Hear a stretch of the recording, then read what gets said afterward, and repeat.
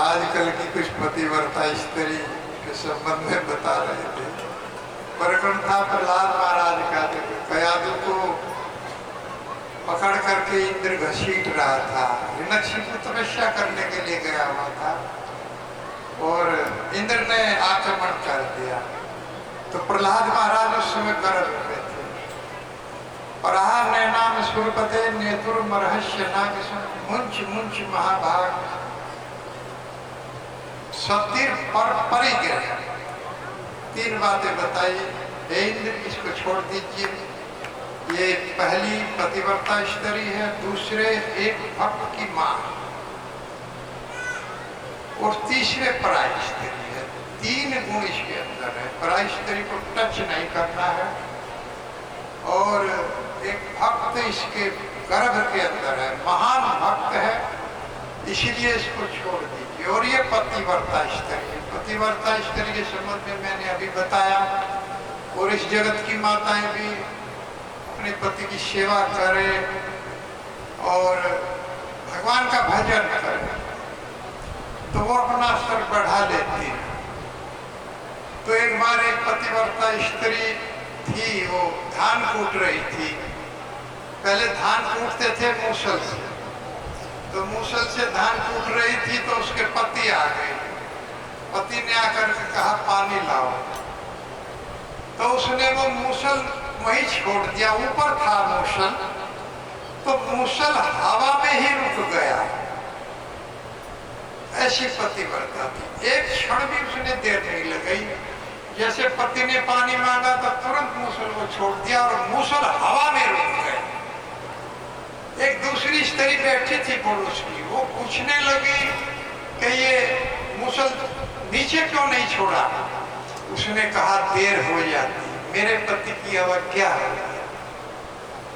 मैं तुरंत जो भी वो कहते हैं वही करती। तो वो कहने लगी तो हम भी पतिव्रता बनेंगे। जब पतिव्रता में इतनी शक्ति है कि मूसल हवा में रुक गया तो हम भी बनेंगे। अपने घर गई और पति का इंतजार करने लगी। एक मूसल ले लिया, थोड़ा धान रख लिया उखली में और खड़ी हो गई। और उसके पति आए तो वो बेचारा कहाँ पानी मांगने वाला था, वो तो डर रहा था, पहले ही डर रहा था। तो उसने कहा गेट पर चलिए, बाहर चलो गेट पर और वहां से पानी मांगना मुझसे आकर। उसने कहा मुझे प्यास नहीं हो ना हो, हम कह रहे हैं पानी मांग। तो ठीक है, वो गेट पर गया और गेट पर आकर के कहने लगा मुझे पानी दे दो। तो उसने मूसल ऊपर हवा में उछाल दिया कि ये तो रुक जाएगा, मैं पतिव्रता बन गई। वो मूसल उछल के उसके पति के सर में लगा, सर फूट गया, खून हो गया पति भी। तो ये बनी पतिव्रता। इस तरह से पतिव्रता नहीं बना जाता। पति में कोई दोष भी अगर है तब भी निभाना चाहिए। ये हमारे गुरु जी कहते हैं, कम से कम उनको खाना तो मिलना ही चाहिए। एक बार मैं एक वो गा रहा था, मेरे तुम ही मेरे मंदिर वैसे पूजा है, दो लाइन गाऊंगा। तुम ही मेरे मंदिर, तुम ही मेरी पूजा, तुम ही देवता हो, तुम ही देवता,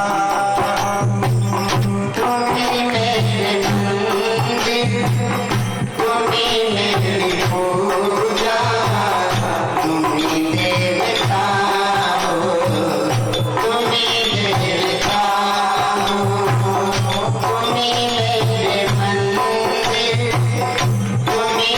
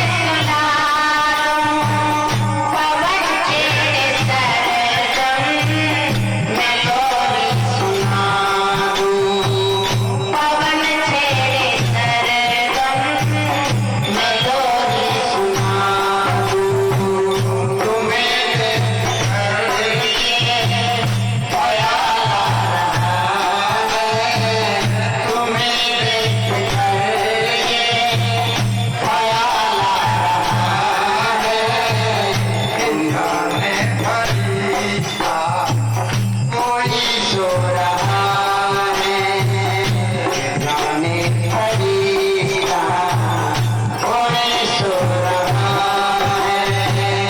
तुम ही मेरे मंदिर, तुम ही मेरी पूजा, तुम ही देवता हो, तुम ही देवता हो, तुम ही देवता हो, तुम ही देवता हो।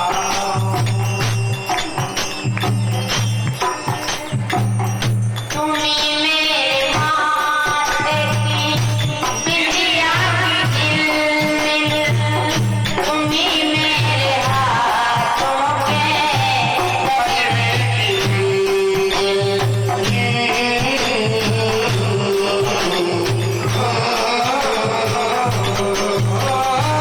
तुम ही मेरे माथे की बिंदिया की झिलमिल, तुम ही मेरे हाथों के गजरे की मंजिल।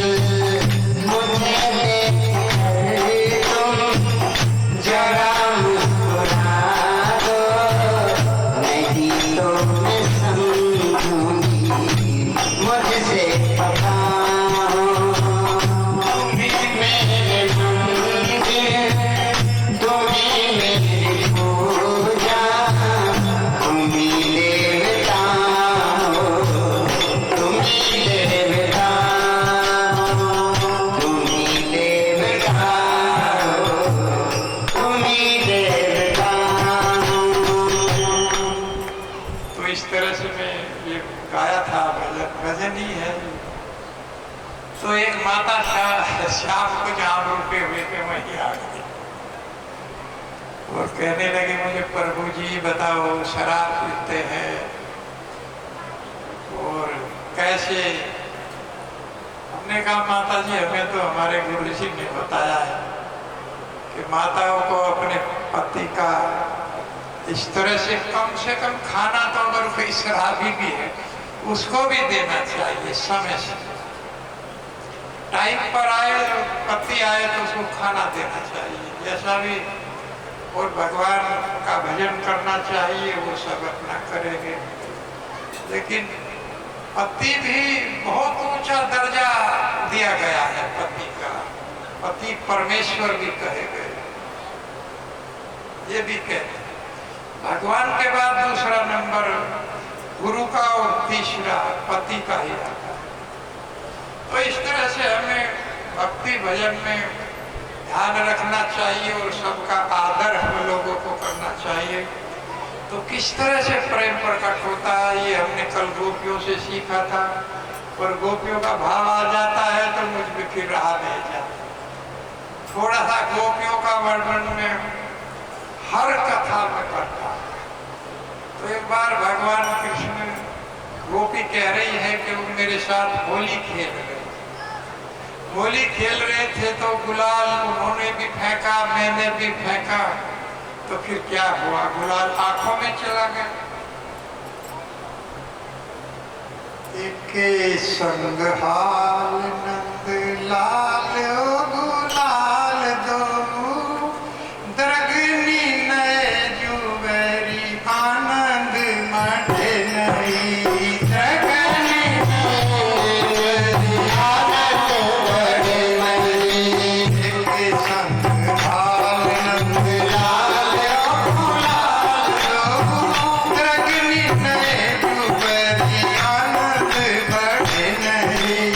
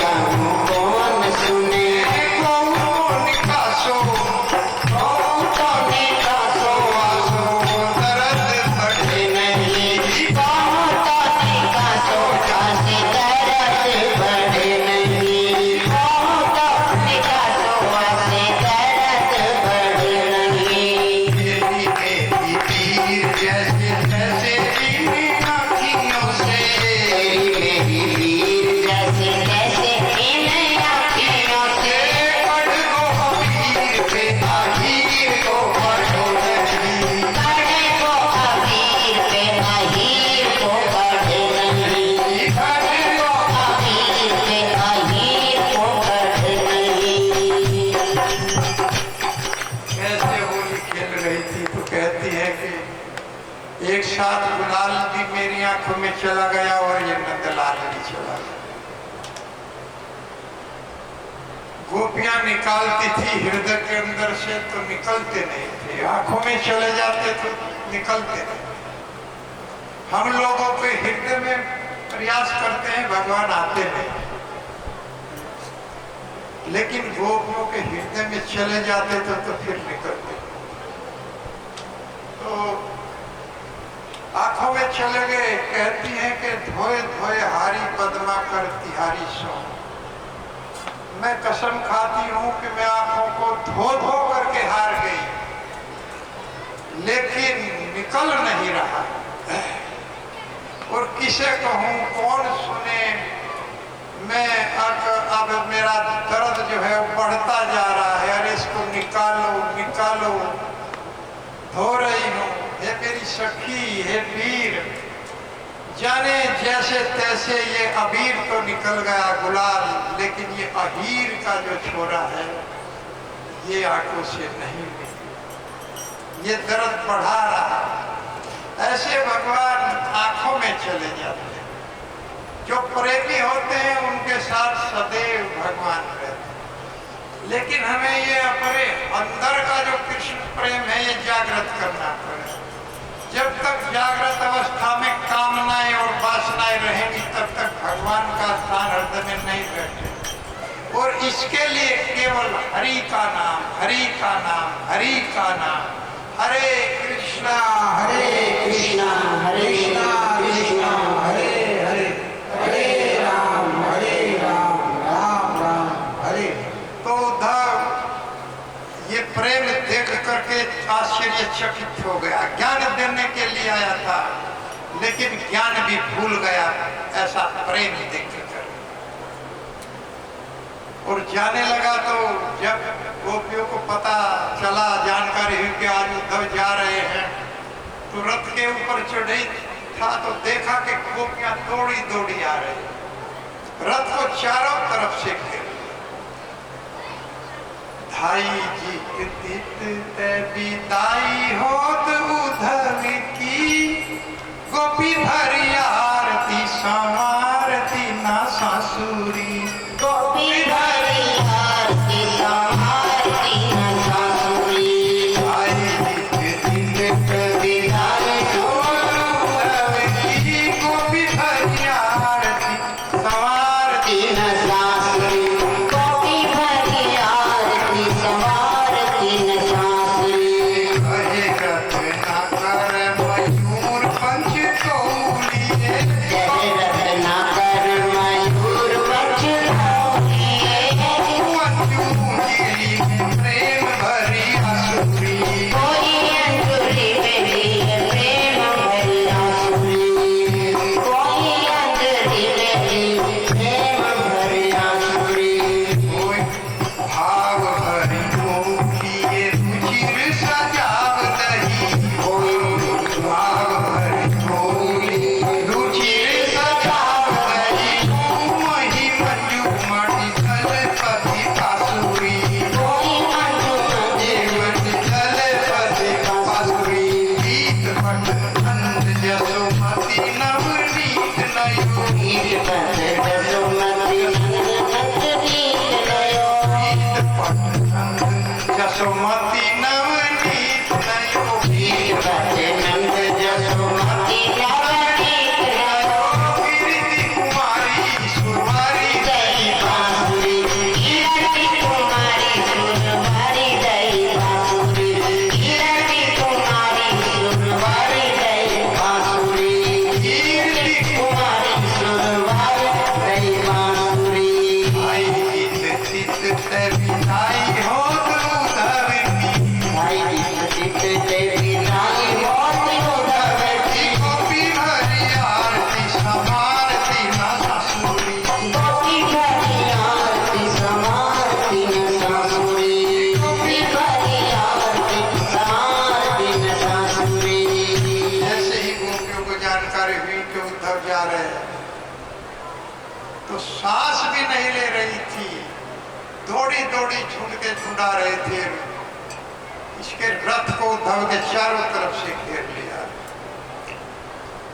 और कोई रत्नाकर जी कहते हैं कि मयूर पंच मोर मुकुट लिए हुए थे अपनी निशानी के तौर पे।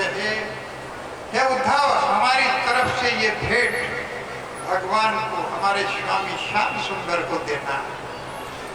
कोई गोपी मोर पंख लिए हुए थी, मोर मुकुट भगवान लगाते, और कोई गोपी अपनी उंजली में आंसू भर करके भेंट कर रही थी कि अब आंसू आंखों में बचे नहीं हैं, जो है ये लास्ट है, वो आंसू हमारी तरफ से दे देना। भाव भरी कोई लिए रुचि सजाब दही, भगवान दही माखन खाते थे। कोई मटकी में दही भर करके लाई थी कि ये मटकी हमारे श्याम सुंदर को भेंट दे देना। और कोई आंखों से आंसू गिरा रही थी और अपने नाखूनों से, अंगूठे से पृथ्वी को कुदेर रही थी कि मैं क्या दूं। मैंने तो पहले ही उनको अपना सब कुछ दे दिया है। हे उद्धव, उन्हीं से पूछ लेना मेरे मन की बात, मेरे पर देने के लिए कुछ नहीं है। कागज पर लिखत ना बनत, मैं कागज पर लिखकर भी नहीं दे सकती हूँ। बस इतना कहना कि मेरे हिये की बात वो अपने हिये से पूछ ले, वो समझ जाए। लिख करके मैं नहीं दे सकती। कोई गोपी और पीछपट नंद बाबा पीताम्बर लेकर के आए, हमारे पुत्र को ये पीताम्बर हमारी तरफ से भेंट कर देना। और माता यशोदा नवनीत नयो ताजा नवनीत भर करके लाई थी कि मैं रोज माखन खिलाती थी, आज ये ताजा माखन भर करके लाई हूँ, मेरे बेटे को ये नवनीत मेरी तरफ से भेंट देना।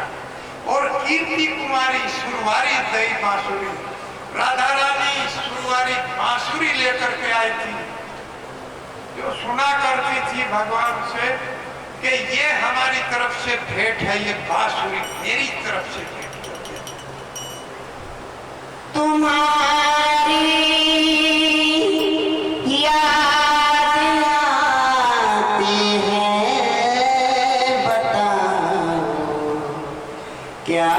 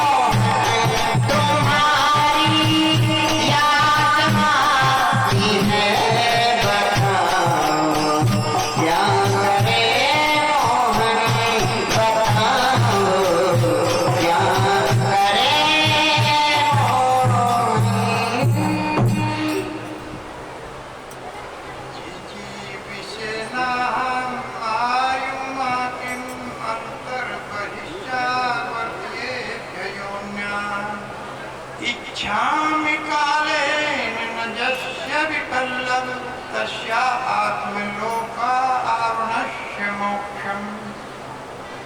आगे कह रहे हैं गजेंद्र, हे प्रभु जीजी विषय ना अहम, अब मैं जीना नहीं चाहता।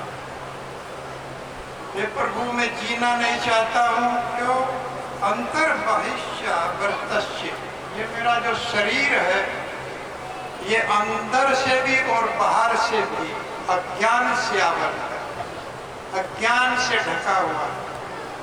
हाथी में बुद्धि बहुत छोटी होती है, तो गजेंद्र अब ग्रहास के साथ साथ अपने शरीर से भी मुक्त होना चाहिए। हरे कृष्णा कृष्णा कृष्णा हरे हरे राम राम हरे हरे हरे कृष्णा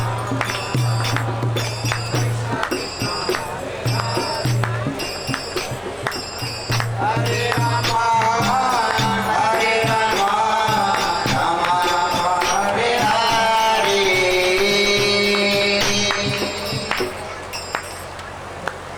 तो कह रहे हैं कि हे प्रभु, हे मेरे स्वामी, आप मैं मोक्ष चाहता हूं तो इस शरीर से भी मोक्ष चाहता हूं।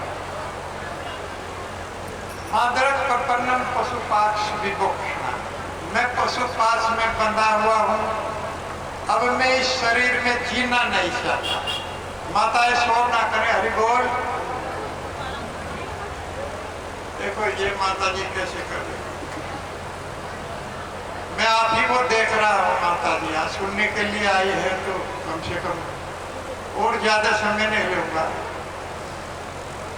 तो ध्यान से सुनिए। बातें तो आप घर में बहुत करते हैं, कोई कथा सही है कि 4 माताएं हो जाए तो चुप नहीं रह सकते, कुछ साफ लगा हुआ है उनको साफ लगा हुआ है, क्योंकि कर्ण के बारे में कुंती महारानी ने बताया ही नहीं था कि ये मेरा पुत्र है। युधिष्ठिर ने साथ दे दिया अपनी माता को, कुंती को, हे माता आपने यही नहीं बताया कि कर्ण हमारा भाई है, इस बात को छुपा करके आपने रखा। क्योंकि अगर कर्ण हमारा बड़ा भाई है तो राज्य पर तो उसी का अधिकार, लेकिन आपने ये बात छुपाया। इसलिए मैं पूरी नारी जाति को साथ देता हूँ कि वो बात छुपा ही नहीं पाई। 4 माता एक जगह हो जाएगी तो घर की सारी बात बता देगी। वो उसको बता देंगे हमारे घर में ये हो रहा है, जो सब्जी बनी है वो भी बता देगी कि आज हमारे घर में ये चीज बनी, इसीलिए चुप नहीं रह सकते। तो ये कथाएं हैं, कम से कम यहाँ ध्यान से सुनना चाहिए, बातें नहीं करना। तो कह रहे हैं कि हे प्रभु मैं इस शरीर में जीना नहीं चाहता, क्योंकि ये शरीर अंदर से और बाहर से अज्ञान के आवरण से आच्छादित है, और अज्ञान का आवरण काल के द्वारा भी नहीं कटता है। हे प्रभु काल के द्वारा भी इसका नाश नहीं होता, क्योंकि ये आवरण खींच के जब यमराज जी के यहाँ जाता है तो उसका दंड दिया जाता है। आवर्तम ज्ञान में तेने ज्ञानी नो नित्य पेरिणा काम रूपेण कौनते दुष्पुरेण नले निश्चय। ये काम प्रबल शत्रु है, बैरी है, और ये शुद्ध चेतना को आवर्त कर लेता है। हमारा जो ज्ञान है वो आवर्त हो जाता है, और अंदर और बाहर हम केवल इसी से आच्छादित हो जाते हैं, और इसी के द्वारा किए हुए कर्मों से धीरे धीरे बंधते चले जाते हैं, और अंत समय में लीला समाप्त हो जाती है, भगवान का नाम नहीं ले पाते। जैसे कोशाकार इवात्मानम कर्मरक्षात् मुह्यति, इस तरह से रेशम का कीड़ा अपने आप को ढक लेता है और फिर मुंह भी बंद कर लेता है, इसी तरह से देहयज्ञ अजीत सर्वर को निच्छन कर्मणि कार्यते, देहधारी जीव जो इस जगत में अजीत का अंश बन करके आया है आत्मा के रूप में, लेकिन सूक्ष्म होने के कारण अज्ञान से आवर्त हो जाता है और भगवान को भूल जाता है, और अपने मई कर्मों में स्वम बंधित हो जाए। जो कर्म करता है वही बांध लेता है, क्योंकि मई सर्वाणी कर्माणि संस्याध्यात्म चेतसा। हे अर्जुन, अपने कर्मों को मुझे दे। हमें अपने कर्मों को भगवान को समर्पित करना चाहिए। तुम मेरे अनुसार युद्ध करो, मेरा आदेश ही भक्ति है। ये में मत मिदम नित्यम अनुतिष्ठन्ति मानवा श्रद्धावन्तो अनुसूयन्तो मुच्यन्ते ते कर्म। जो लोग श्रद्धा के साथ मेरे इस आदेश का पालन करते हैं, वे सकाम कर्मों के फल से मुक्त होकर गोलोक धाम में प्रविष्टि पाते। इसलिए हमें भगवान का आदेश है कि अपने सारे कर्म मुझे दे। तो जो भी करते हैं वो भगवान को समर्पित होकर करना चाहिए। और मैं रोज बता रहा हूँ, अगर हम 16 माला जप करते हैं तो हमारे सारे कर्म भगवान को चले जाए। भगवान कहते हैं, अरे सुबह से शाम तक मेरे लिए कर्म कर रहा है, जबकि हम कर रहे हैं अपने परिवार के लिए। भगवान का ध्यान नहीं है, बस वो नाम याद दिला देते कि हम भगवान के लिए। और भगवान समझते हैं, देखो मेरे ही लिए कर्म कर रहा है, क्योंकि वो इतने ही दयालु हैं, इतने ही करुणामय हैं, अपने पास बुलाने का बहाना ऐसे भगवान कहीं नहीं मिले, इतने दयालु। दुर्योधन ने दुर्वासा को भेज दिया। माता द्रौपदी जंगल में थी, वनों में रहते थे वनवास के समय। तो दुर्वासा को सेवा करके प्रसन्न कर लिया और कहा कि महाराज, आप पांडव रहते हैं, द्रौपदी वहां पर है, तो उस आश्रम में चले जाइए। कहा कि ये क्रोधी है, वो खाने का समय नहीं रहेगा तो खाना कहाँ से देगी। अक्षय पात्र में खाना खा लेती थी तो फिर नहीं बचता। तो उसी समय गए जब अक्षय पात्र में सब खाना खा चुके थे, फिर अक्षय पात्र खाना नहीं बनाता। तो दुर्वासा ऋषि गए और कहने लगे कि हम स्नान करके अभी आते हैं, हमारे लिए खाने की व्यवस्था करो। और 10,000 चेले साथ के लेकर के, अब कोई खाना भी बनाए तो अकेले का तो बना, लेकिन 10,000 शिष्य लेकर के गए थे। द्रौपदी को साथ देने का प्रयास था। तो वो स्नान करने के लिए चले गए तो दुख में द्रौपदी हो गई और भगवान को पुकारा तो भगवान चले आए। आकर के कहे कि क्यों दुखी हो, कैसी इस तरह से दुर्वासा आए हैं और अक्षय पात्र तो खाली है, खाना सब खा चुके हैं, अब उसमें खाना नहीं आ सकता। तो उन्होंने कहा लेके आओ अक्षय पात्र की जो वो क्या कहते हैं उसको, मटकी जो भी होगी, हांडी, जो भी अक्षय पात्र था उसको लेकर के मंगाया। तो एक दाना लगा हुआ था चावल, उसी दाने को भगवान अपने अंदर प्रविष्ट करते हैं और सारा ब्रह्मांड तृप्त हो जाता है, सबकी भूख समाप्त हो जाती है। भगवान भूख समाप्त करते हैं। तो नहाते नहाते दुर्वासा जी कहने लगे, भाई शिष्यों कुछ पेट भारी, पेट तो कुछ भारी हो रहा है, भूख तो है नहीं कि महाराज उधर चलना है। दूसरा शिष्य कहने लगा, महाराज मेरा भी पेट भूख नहीं है। इस तरह से सारे शिष्य कहने लगे, महाराज द्रौपदी साथ दे देगी, अगर वहां गए और खाना ना खाया तो वो साथ दे देगी, इसीलिए खाने की गुंजाइश नहीं है, सब तरफ हो गए, धीरे से भाग चल। तो वहां रह गए, सब भाग गए। ये है भगवान की कृपा। इस तरह से भगवान रक्षा करते, इस तरह से अपने भक्तों को। इसलिए भगवान का जो आदेश है, ये भगवत गीता भगवान का आदेश है, यही धर्म है, यही भगवान के बनाए हुए नियम है। जब हम इनको पालन करते हैं, इनको सुनते हैं, श्रीमद् भागवत कथा सुनते हैं, अति इंद्रिय दूरम, आगे कह रहे हैं कि वो भगवान इंद्रियों से दूर हैं निराकार रूप में, लेकिन दूरे हरि कथा केचित दूरे चाचयुत कीर्तना। जो लोग भगवान के कीर्तन से और कथाओं से दूर रहते हैं, उनसे भगवान दूर हो जाते हैं। और जो लोग कथाओं में और भगवान के स्नान का स्मरण करते हैं, गाते हैं, जप करते हैं, भगवान उनके हृदय के अंदर श्याम सुंदर रूप में प्रकट हो जाते। प्रेमांजन छुरित भक्ति विलोक नैना, संत सदैव हृदय से विलोक। और वो भगवान दर्शन देते हैं। इसलिए साकार रूप में भगवान कह रहे हैं कि इसमें प्रेम प्रकट हो जाता है, इसमें मेरी भक्ति करो। हे प्रभु, मैं इस शरीर में जीना नहीं चाहता। ये हाथी का जो शरीर मुझे मिला है, ये तो अज्ञान के आवरण से आवृत है और ये काल के द्वारा भी नहीं कटता, इसलिए मैं मरना चाहता। क्या कोई व्यक्ति मरना चाहता है?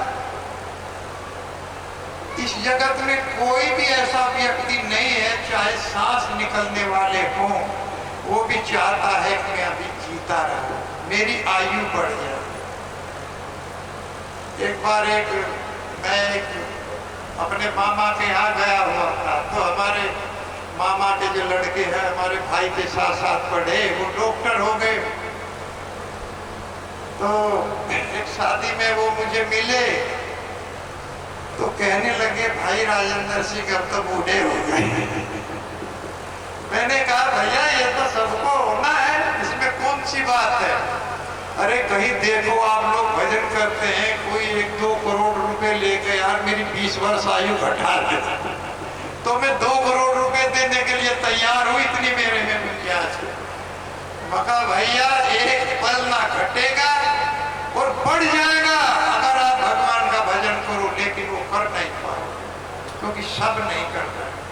प्रभुपाद जी के 11 साल बढ़ा दिए गए।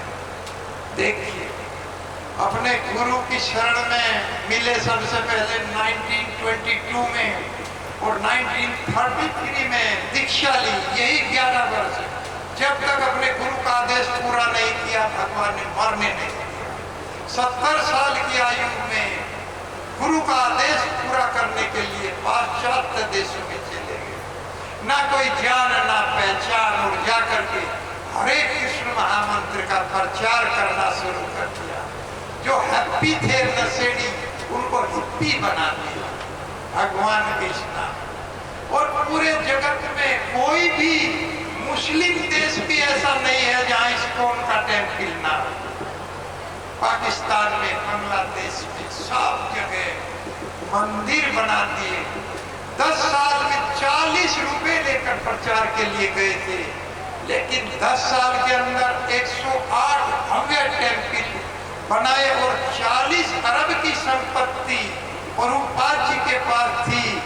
ऐसा सन्यासी, धनाढ्य सन्यासी, भूतों ने भविष्य थी, न आज तक हुआ है और न कलयुग के आगे बचे वर्षों में होगा। इतना धनाढ्य, इतना धन भगवान ने दिया, इतना अपार सर्व संपत्ति प्रभुपाद जी को दिया। देखिए, भगवान की शरण। प्रभुपाद जी का जब उनकी पत्नी ने भगवत गीता को रत्ती में बेच दिया और चाय बना करके उनको दिखाने के लिए पी रही, कुछ माताएं भजन नहीं कर रही, तो तब उन्होंने कहा कि अब ये घर मेरे रहने लायक नहीं है। तब प्रभुपाद जी ने वो घर छोड़। ऐसी विपरीत स्थिति में घर को छोड़ देना चाहिए जहां इतना आतंक हो कि भागवत को बेच करके चाय पी लिया जाए।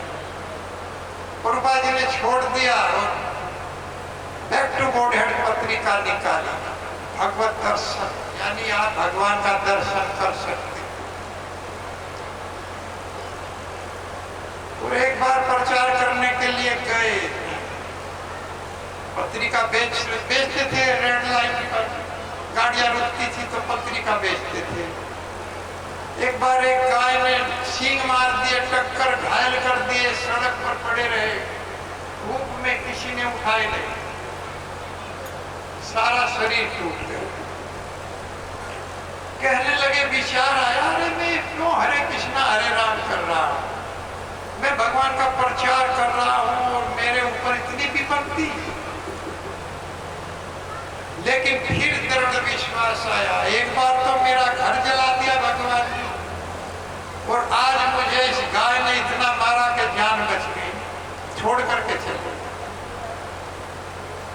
तो जब पाश्चात्य देशों में जाकर के प्रचार किया, तब जाकर के कहते हैं उस कर्म का फल मेरे भगवान ने आज मुझे दिया है। जो मैं अपने भगवान के लिए कष्ट उठाए, आज वो कष्ट मेरे सुख के रूप में प्रज्वलित हो उठे। चारों तरफ भक्ति भक्त हरे कृष्णा हरे रामा का गान, और सारे प्रदेशों में मंदिर, ऐसे ऐसे भक्त मिले। दो भक्तों ने न्यूयॉर्क का टेम्पल खरीद करके दे दिया, जो आज अरबों रुपए से भी ज्यादा था, कई अरब रुपए की संपत्ति का एक एक टेम्पल है स्कूल के पास। इतनी संपत्ति है, ये भगवान ही तो देने वाले हैं। अध्यात्म का जब हम प्रचार करते हैं तो किस तरह का वास्तव में सुख मिलता है, किस तरह से सेवा होती है, किस तरह का प्रसाद दिया जाता है, वो भक्त लोग ही याद। किस तरह से माता प्रसाद खिला रही है, बना रही है, कपड़े धो रही है। देखिए, हम कह रहे थे कि घर जाने वाले हैं, अब वहां जाकर के कहेंगे चलो घास लाओ, 7 दिन तक आते, चारा काट करके लाओ, गाय को घास करो, चलिए। अब हम उसमें फंसने जा रहे हैं। हम आपस में कह रहे थे कि किस तरह की सेवा हो रही है, लेकिन फिर हम उस घर में जाने वाले हैं, और वहां से फिर हमें वही काम करना पड़ेगा जिसको छोड़ कर दिया। तो भक्ति में सुख ही सुख है, आनंद ही आनंद मिलता है। इसलिए गजेंद्र कह रहे हैं कि मैं नहीं जीना चाहता, हे प्रभु मुझे आप इस शरीर से अलग कर दीजिए, इस शरीर में भी मैं जीना चाहता हूं। तो कोई मरना नहीं चाहता है। एक बार की कथा है कि व्यासदेव जी के जो नाना थे वो बूढ़े हो गए थे। बूढ़े हो गए थे तो एक दिन व्यासदेव जी से कहने लगे, बेटा तुम्हारा तो देवताओं के पास आना जाना लगा रहता है, ब्रह्मा जी के, शिव जी के, तो बेटा थोड़ी सिफारिश करके कुछ आयु बढ़वा दो। तुम्हारे तो हाथ की बात है, कुछ सिफारिश करके बढ़ जाएगी, मैं अभी मरना नहीं चाहता। तो व्यासदेव जी ने कहा ठीक है नाना जी, प्रयास करते हैं, मैं जाऊंगा। कि नहीं, मुझे लेकर के चलना है। सोचने लगे पता नहीं कहेगा कि नहीं कहेगा। कुछ लोग कह देते हैं ना, कोई किसी को काम बता देता है, अरे कह देंगे भैया, हम कर देंगे सिफारिश, लेकिन करते नहीं है ज्यादा। इसलिए कोई व्यक्ति साथ कहता है चलने के लिए। ऐसे ही व्यासदेव जी के नाना जी कहने लगे, बेटा मैं साथ चलूं। ठीक है नाना जी, आप साथ चलो। तो साथ लेकर अपने नाना को ब्रह्मा जी के पास पहुंचे। ब्रह्मा जी खड़े हो गए, व्यासदेव जी आ रहे हैं, आइए आइए आइए, बहुत सत्कार किया और कहने लगे ये कौन है। व्यासदेव जी ने कहा पिताजी ये हमारे नाना जी हैं और इन्हीं के काम से हम आए हैं। ये अभी मरना नहीं चाहते, थोड़ा अपनी आयु बढ़ाना चाहते, इनकी आयु बढ़वा दो। ब्रह्मा जी ने कहा भैया ये विभाग मेरे पास नहीं है, इसके लिए तो आप जो है उसके पास जाइए, शिव जी के, भगवान शिव के।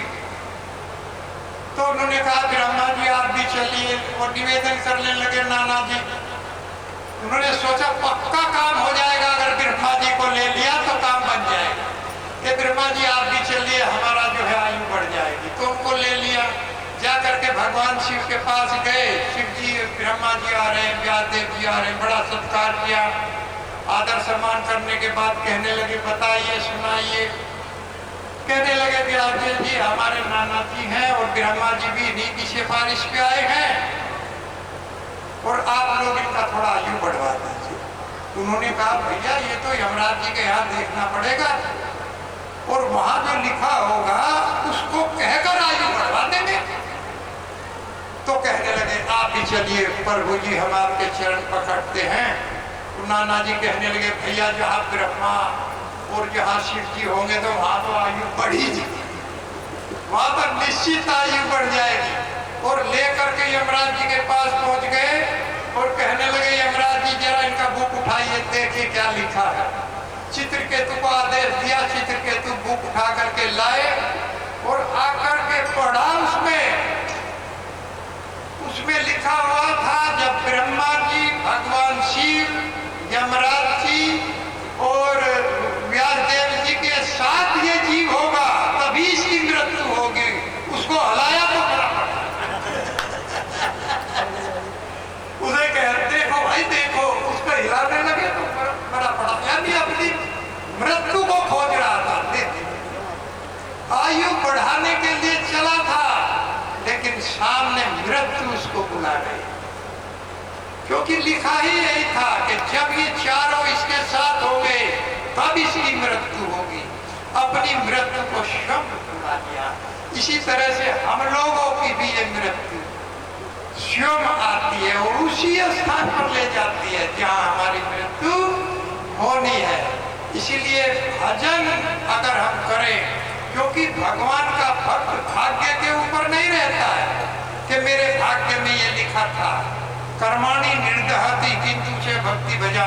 ब्रह्मा जी कहते हैं कि उसके पाप कर्म जल जाते हैं, उसका भाग्य बदल जाता है। भगवान का भक्त अपना भाग्य स्वयं बनाता है इस भगवान के नाम को लेकर। उसकी आयु भी बढ़ जाती है। जैसे प्रभुपाद जी की मैंने बताया 11 वर्ष आयु बढ़ गई। हरे कृष्णा कृष्णा कृष्णा हरे हरे, हरे राम राम राम हरे। तो कह रहे हैं कि इस जो मेरा ये शरीर है इससे मुझे मुक्त कराइए। तो सुनाइए, फिर टाइम हो रहा है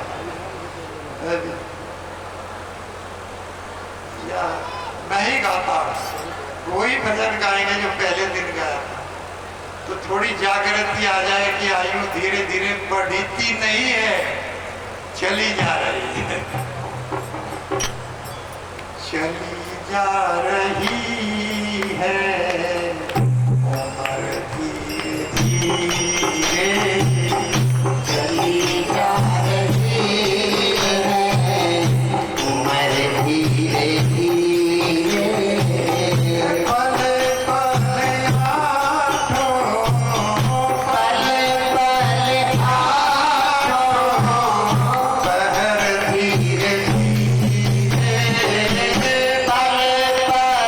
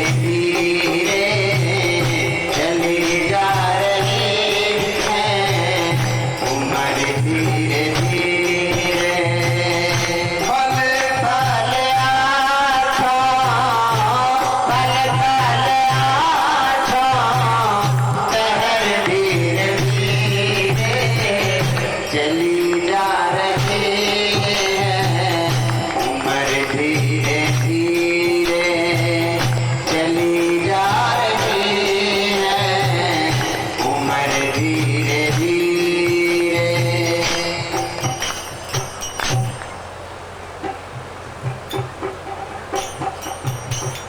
जो करते रहोगे भजन धीरे धीरे तो मिल जाएगा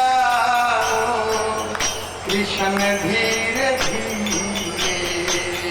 जो करते रहोगे भजन